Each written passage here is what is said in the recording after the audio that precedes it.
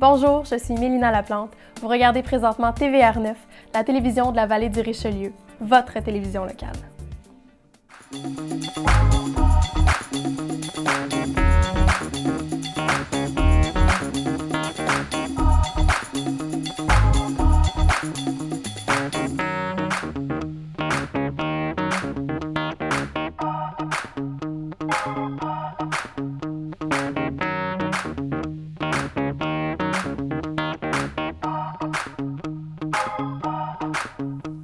Bonjour et bienvenue à Rencontre. Mon invité cette semaine a créé le projet Donner un sens à sa vie. On rencontre cette semaine Ève Gauthier. Ève, bonjour. Bonjour Maria. Bienvenue à Rencontre. Merci. Très contente de te recevoir. Donc ce projet Donner un sens à ma vie, ça fait environ quoi, 1 an et demi, 2 ans? Oui, un an et demi, en fait, janvier 2017. Donc, oui, un an et demi. Ça a commencé. Et comment tout ce projet est arrivé dans ta vie? Ça, c'est vraiment au décès de je le dis, je l'appelle ma mère, quand son décès est survenu, je m'y attendais pas, ça s'est fait rapidement. Puis c'est vraiment là, je dirais, j'étais dans un processus parce que j'allais plus ou moins bien.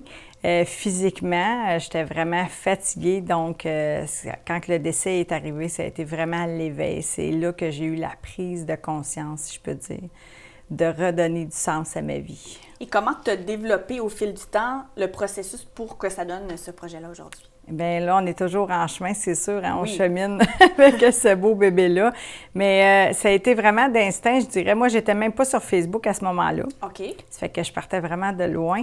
Mais les gens étaient connectés, donc j'étais rendue là, puis j'avais besoin de connecter avec les gens. Donc, je voulais vraiment partager ce que je vivais. En fait, je voulais transmettre, tu sais, en fait, les valeurs que je véhicule à travers cette page-là, c'est de vivre et non pas de survivre, d'aimer. Donc, c'était pour moi l'ouverture du cœur, la connexion à mon être.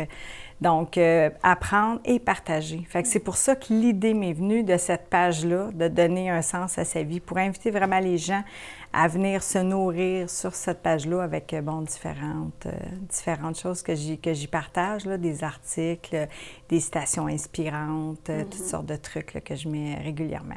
Et évidemment, il y a eu le décès de ta mère qui a comme allumé cette étincelle-là, mais reste qu'il faut être prête aussi à faire ce changement-là. Oui. Et, oui.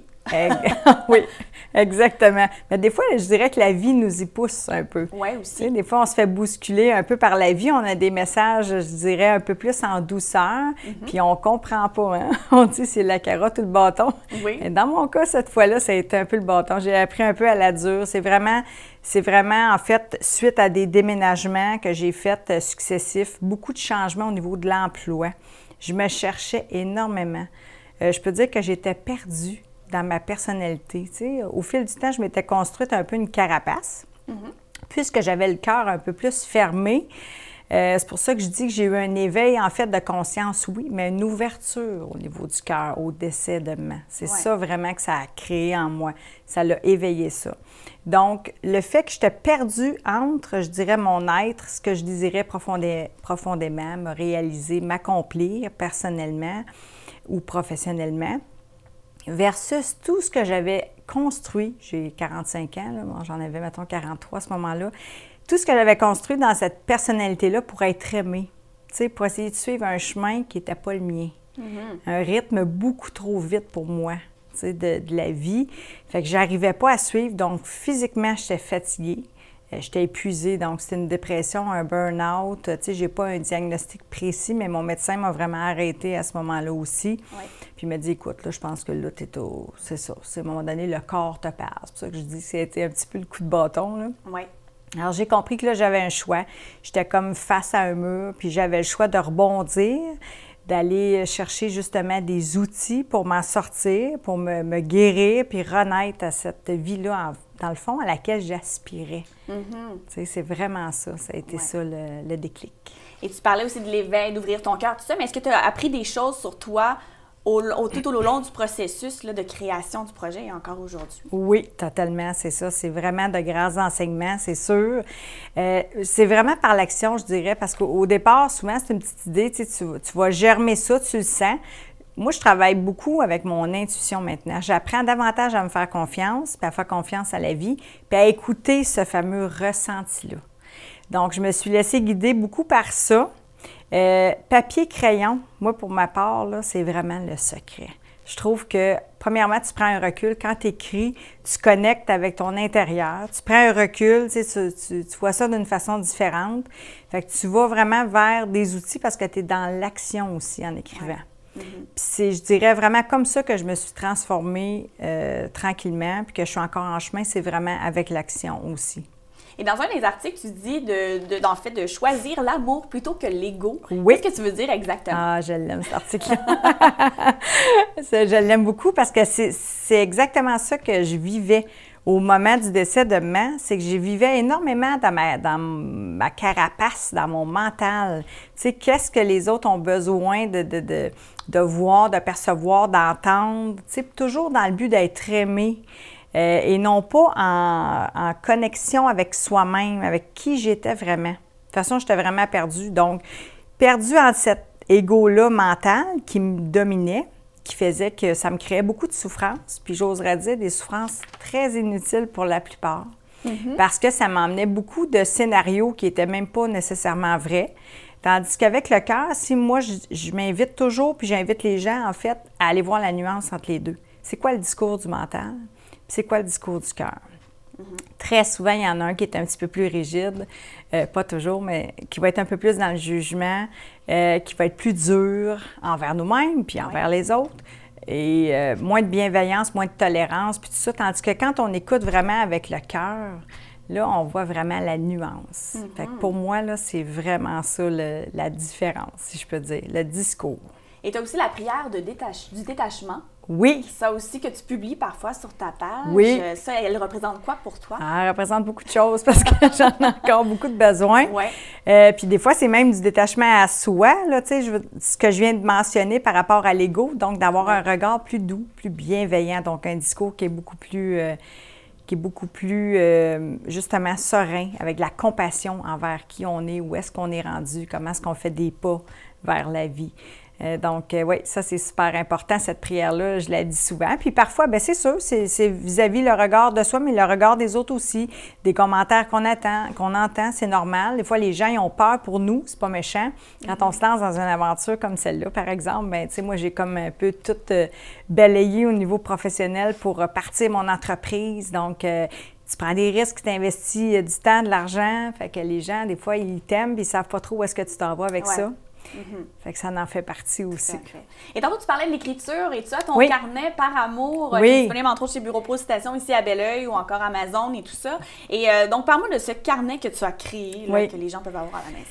Bien, ce carnet-là, j'en suis très fière, sincèrement. Premièrement, ça se fait pas tout seul. C'est toujours un travail d'équipe, quoi que ce soit dans la vie. Donc, c'est vraiment, c'est un ensemble, je dirais, de gens aussi qui m'ont aidé à donner vie à ce carnet-là. Mais c'est un outil dont j'avais vraiment besoin. Besoin pour me remettre en chemin, justement, pour éviter de m'auto-saboter, puis de voir vraiment grandir l'amour et l'acceptation de moi-même. Tu sais, ce que j'aime et que je trouve beau, c'est facile à aimer, il n'y a pas de problème avec ça. Hein? Tu sais, notre petit côté lumineux.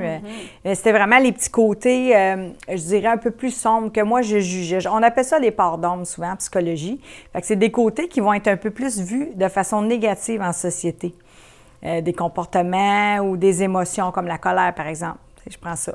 Donc, mais ce carnet-là était fait pour vraiment m'autoriser à nourrir l'amour et l'acceptation. Donc, peu importe que ce soit positif, négatif, j'aime pas beaucoup ce terme-là, mais agréable ou désagréable, on va dire ça comme ça. Donc, de vraiment mettre de la lumière là-dessus pour que ça se transforme. Parce que, je vais la nommer, Lise Bourbeau, que j'aime beaucoup, elle dit toujours, pour apprendre à devenir ce qu'on veut être, il faut apprendre à aimer ce qu'on veut pas être. Oui, tout à fait. Oui, donc c'était vraiment ça. Ce carnet-là, c'est vraiment un outil guide quotidien pour nous aider à nous maintenir connectés au cœur plutôt qu'à l'ego, à nourrir vraiment les plaisirs et le sens à sa vie. Puis ça, pour moi, là, c'est ce qui maintient notre joie d'être à son top. Parce que la joie d'être, tu sais, on sait que la vie, c'est pas toujours rose, on a toutes des épreuves qu'on vit, puis ça fait partie de la vie. Mais si la plupart du temps, on est capable de rebondir de ça, bien, si on maintient cette joie d'être là à un certain niveau, ça va vraiment nous aider à transformer les épreuves, puis à continuer d'aller vers l'avant. Tout à fait. Et aussi, éventuellement, on pourra lire un Feel Good Book que tu es en train de préparer, donc en préparation et à voir le jour bientôt. Oui, vraiment. Ça, là, mon but, parce qu'au départ, il faut dire que j'avais commencé à écrire ce Feel Good Book-là. Mais c'était quelque chose pour moi, avec le deuil puis tout ça, c'était comme trop. C'était un beau projet, mais je l'ai mis de côté pour donner vie au carnet. Mais là, j'ai repris vraiment l'écriture du Feel Good Book. Et là, je triple. là, je vois que j'étais prête. Oui. En fait, c'est parfait. Puis, parce qu'en même temps, je suis en train de monter un atelier conférence, mais tout ça est comme interconnecté avec le carnet. C'est juste que dans ce livre-là, je veux vraiment en dire un petit peu plus sur les pièges. C'est un terme, je trouve, que j'aime. C'est les pièges qui fait que je me suis amenée là, amenée à être autant fatiguée, en burn-out, en dépression, tu sais, que j'ai co-créé, si je peux dire, des événements qui m'ont épuisée physiquement, moralement, mentalement. Bon, fait pour éviter, autant que faire se peut, de retourner dans un état comme ça. Donc, par amour, en prenant soin de moi, bien sûr. Fait que c'est ce que la vie là, que je veux te donner de ce livre-là, c'est vraiment ça. Je veux que sa mission soit plus approfondie dans le détail. Pas nécessairement de raconter ma vie, là. C'est pas nécessairement plus intéressant que la vie d'un autre. On vit tous des choses similaires, mais vraiment de donner OK, comment je me suis mise dans cet état-là pour éviter d'y retourner, puis vraiment donner des outils aux gens, les inviter à se remettre en chemin vers l'amour de soi, l'amour des autres, puis en tout cas, tout ce que je veux développer dans ce Feel Book-là.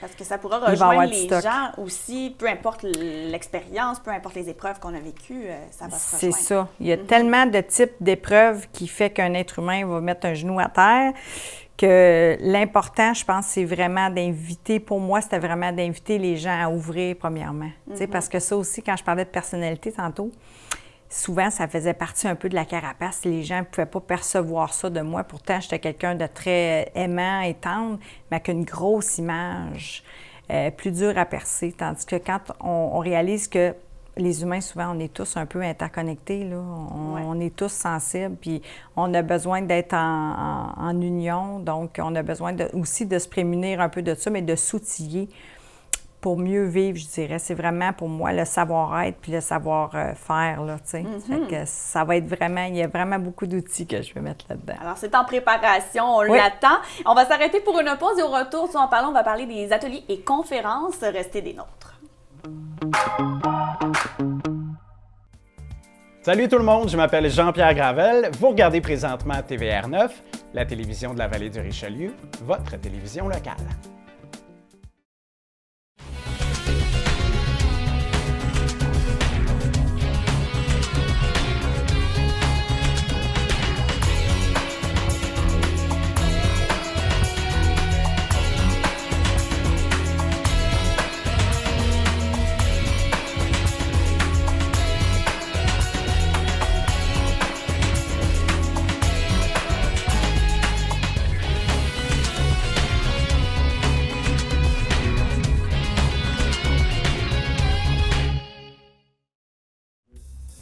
Mon nom est David Daigle, animateur à l'émission Point de vue sur les ondes de TVR9.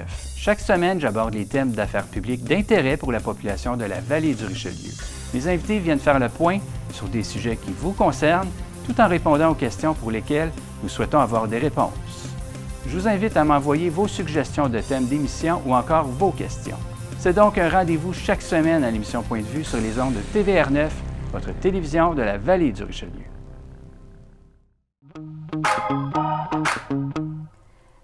Nous sommes de retour en compagnie d'Ève Gauthier qui a créé Donner un sens à sa vie. Avant la pause, on parlait de l'écriture du Feel Good Book.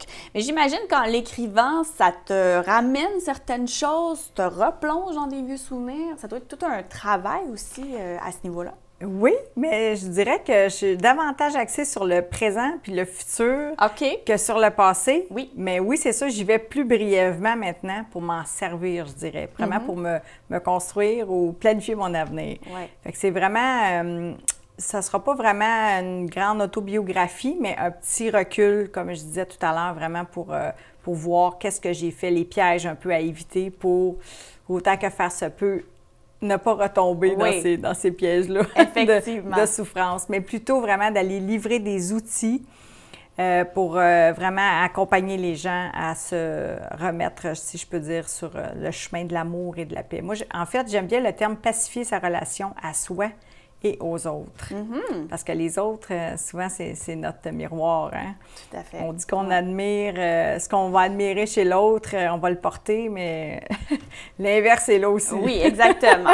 Et éventuellement, tu auras des ateliers conférences. À ce niveau-là, tu vas aborder quel sujet? Là, en fait, je vais travailler, je suis en plein là-dedans, en plein dans la création de ça, mais je travaille vraiment avec le carnet. J'avais un peu ce plan de match-là, en fait, travailler sur les 5 principes qu'on appelle la guérison du cœur, c'est-à-dire l'ouverture du cœur. Et ensuite, il va y avoir la connaissance de soi, l'acceptation de soi et des autres, pratiquer l'art du lâcher-prise, parce que ça demande de l'entraînement. Oui. Et se libérer, en fait, des schémas limitatifs. Donc, ça va être vraiment ces 5 points-là que je veux davantage développer dans ces ateliers-là. Avec le carnet, entre autres, c'est sûr, mais je veux animer ça en salle aussi, puis probablement faire un groupe privé Facebook aussi pour faire un suivi, puis continuer de nourrir les gens. Là. Je suis en train de déterminer le temps que je vais allouer à ça. Est-ce que j'y vais avec un mois par thème ou, tu sais, je veux vraiment laisser le temps aux gens de vivre à travers ça. Ouais. Pas que de faire de l'introspection, du travail sur soi, mais de vivre puis de voir que ce sont des petits pas qui amènent de grands changements, mais que c'est dans la durée un peu. Là, tout à fait. Fait que ça, c'est à suivre pour ça, mais ça va être vraiment les 5 thèmes que je veux travailler là, par amour. Qui vont être abordés. Oui, exact. Et tu t'impliques beaucoup avec Opération Enfant Soleil. C'est depuis quand exactement que ça a commencé, ton implication? C'est tellement drôle, parce que j'ai une amie d'enfance qui a repris contact avec moi la semaine passée, puis ça date de l'adolescence, où est-ce qu'on faisait des téléphones pour prendre des appels. Grâce à mon père. Fait que, tu sais, on a comme commencé comme ça, mais ça fait quelques années que je suis devenue parent soleil. J'ai toujours été quand même impliquée au niveau de la cause. J'ai toujours fait des petites actions. Mais je n'avais pas pris d'engagement comme je l'ai fait là, avec donner un sens à sa vie pour vraiment signer une entente de collaboration avec eux, m'impliquer vraiment davantage. OK. Mais depuis 2 ans aussi, là, je suis parent soleil. Donc ça, c'est quand même quelque chose de bien aussi pour ceux et celles que ça intéresse de s'engager. Donc, c'est par une donation mensuelle. Mais pour ce qui est de ma collection par amour, bien là, à ce moment-là, dans le fond, tout ce que j'ai à l'intérieur de la collection, que ce soit mon carnet, il y aura les livres, les T-shirts, ma gourde d'eau réutilisable. Sur tous mes items, je donne $1 à Opération Enfant Soleil. Automatiquement. Oui, puis ça, on va renouveler. Là, on est vraiment enchantés de notre partenariat. Tu sais, je fais des événements, je fais des levées de fonds, je fais des salons. À ce moment-là, je récolte aussi des sous pour eux. Donc, toutes les occasions sont bonnes pour moi de contribuer à cette cause-là. Tout à fait. Et récemment, évidemment, tu partages des articles sur ton Facebook. Et en janvier, tu avais parlé d'un texte sur le suicide. Et au début de l'été, tu as une amie qui, malheureusement, s'est suicidée. Donc, quand même, ironiquement, là, tu as fait un texte au début de l'hiver et puis est arrivé ça au début de l'été. Oui, exactement. Oui, puis je trouvais ça important d'en parler. Parce qu'au début, je republiais cet article-là avec un petit commentaire puis la photo qui, je trouve, qui me parle beaucoup, qui est très porteur. Je trouvais que c'était une image forte, là. On va sûrement la voir, 2 hommes tatoués, tu sais, mais avec un gros sourire. Fait qu'il y a comme une invitation en même temps à voir que, tu sais, il n'y a pas de...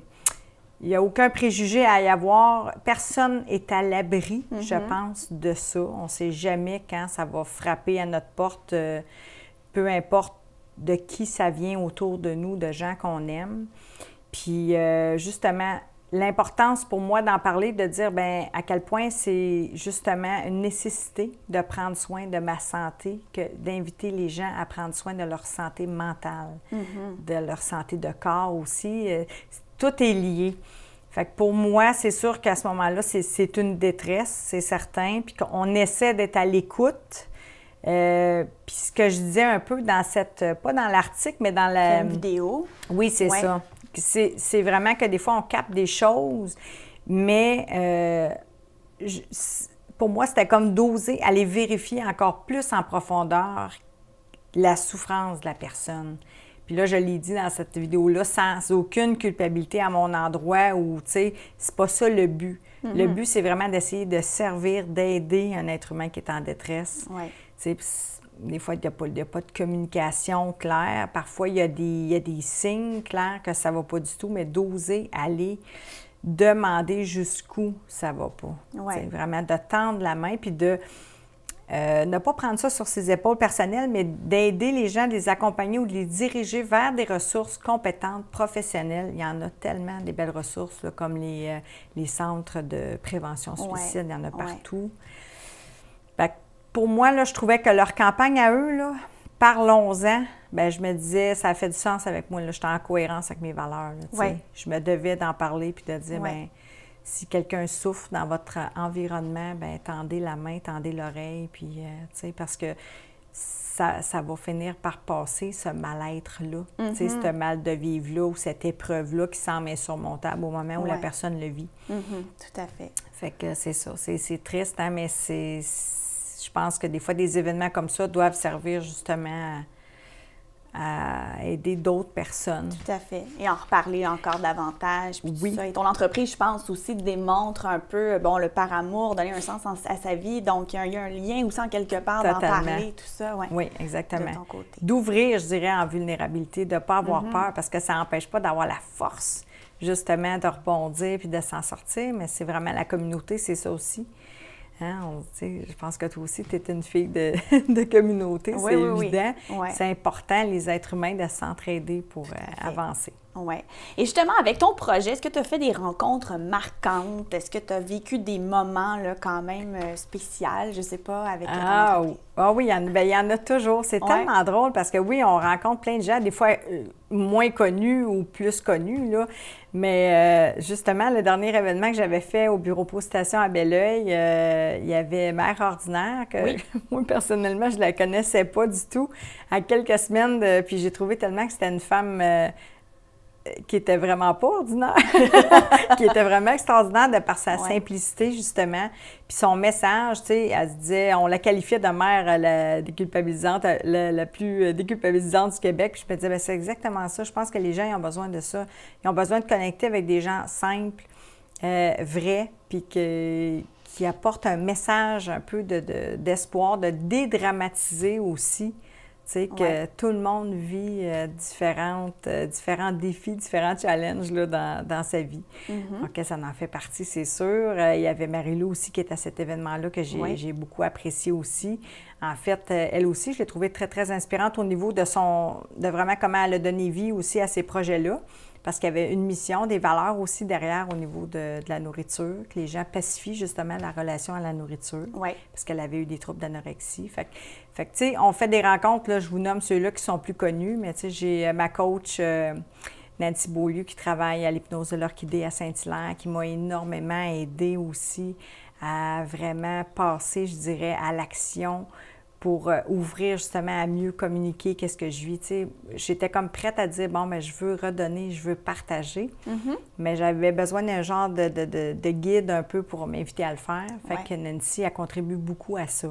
Grâce à des séances d'hypnose? Aussi. Oui.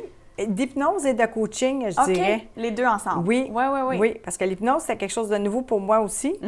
Puis je trouve ça bien, bien fascinant. C'est Jérémy Demé qui m'avait, comme, si je peux dire, invité. Lui disait que c'est quelque chose qui l'avait énormément aidé dans son travail, dans son chemin personnel. Puis c'est vrai, pour justement aller débloquer un peu au niveau des croyances limitantes. Tu sais, on va aller un petit peu comme passer la suggestion au niveau du subconscient.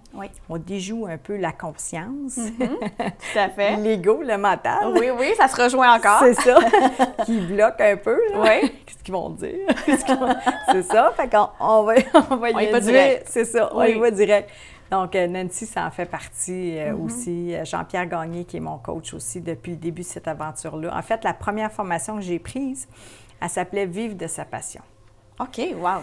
Fait que, tu sais, tout ça, le chemin il était pré-tracé, mais Jean-Pierre, c'est comme ça, je l'ai connu. C'est un homme de la région aussi. C'est quelqu'un sûrement que vous allez entendre parler, là, qui donne vraiment beaucoup d'outils aussi pour aider les gens à mieux vivre, là, si je peux dire, à se transformer et à passer à l'action. Et autrement, qu'est-ce qui t'inspire dans la vie là, pour justement alimenter ton entreprise et tout ça? Ah mon Dieu, il y a tellement de choses, là. Je suis tellement allumée, là. Comme un sapin de Noël. Mais tu sais, je te dirais, tous ces gens-là qui sont mis vraiment sur ma route, parce que quand on commence à se transformer, à s'ouvrir, à vivre davantage avec le cœur, en cohérence avec nos valeurs, la vie devient beaucoup plus simple. Fait que tu as comme la facilité, si je peux dire, les gens viennent à toi. les messagers viennent à toi. Tu sais, je m'ai parlé d'une Christine Michaud aussi que j'aime beaucoup. Fait que c'est important pour moi d'aller me nourrir. Parce que quand on veut donner, il faut savoir donner, il faut savoir recevoir aussi. Fait que c'est sûr que toutes ces personnes-là, puis Christine Michaud, qui est une femme que je suis depuis longtemps aussi, avec laquelle d'ailleurs j'ai fait un projet perma dernièrement sur la psychologie positive. C'est super intéressant, c'est super enrichissant. Chantal Lacroix, je ne sais pas si tout le monde la connaît, Chantal Lacroix, je pense que c'est super inspirant aussi. J'adore Isabelle Fontaine. Ouais. Fait que j'ai tellement de... Ça, pour moi, c'est de la nourriture. C'est du gaz. Oui, tout à fait. Que ça me donne l'essence pour poursuivre. Ça m'invite à prendre des moyens aussi pour continuer mon chemin puis partager avec les autres. Et à l'inverse, est-ce que les gens, depuis que tu as créé ça, viennent soit se confier à toi, viennent te voir, t'écrire des messages? Ouais? Oui, c'est sûr qu'il y en a beaucoup. Il y en a qui écrivent public, il y en a qui écrivent en privé, puis c'est parfait. Oui. Mais oui, c'est sûr que les gens, ça les interpelle. Hein? Il y a tout le temps une petite connexion qui va se faire. Encore ce matin, j'avais quelqu'un, là, je parlais du carnet, puis la personne, elle écrit aussi sur le mur, puis elle avait eu des expériences difficiles, puis exactement là, elle se transforme tranquillement, un petit pas à la fois. Fait que oui, c'est ça qui est le fun. Puis lors des événements aussi, c'est pour ça que j'aime tant faire, les salons de l'éveil, la foire du livre, partout où est-ce qu'on peut aller dans ces événements-là. C'est super nourrissant pour ça. Parce que là, tu as le contact direct avec les gens aussi. Exact. Puis là, les gens peuvent te partager ce qu'ils vivent, peuvent te donner les commentaires, puis demander aussi c'est quoi les ressources qu'ils ont besoin. Tout à fait. On peut les guider vers ce qui va les aider à se nourrir. Là. Et donc, on le rappelle, le carnet Par Amour qui est disponible, entre autres chez Bureau Pro Citation, évidemment ton site Internet, ta page Facebook, qu'on peut te suivre. Et on va suivre évidemment le Feel Good Book, les ateliers conférences. Okay. Il y a des projets qui s'en viennent pour donner un sens à sa vie. Il y en a pas mal. Oui, exactement. Ève Gauthier, merci beaucoup de ta présence à l'émission. Ben, très contente de t'avoir reçue. Merci infiniment de m'avoir invitée. Grand plaisir. Et merci beaucoup à vous d'avoir été là. On se retrouve la semaine prochaine.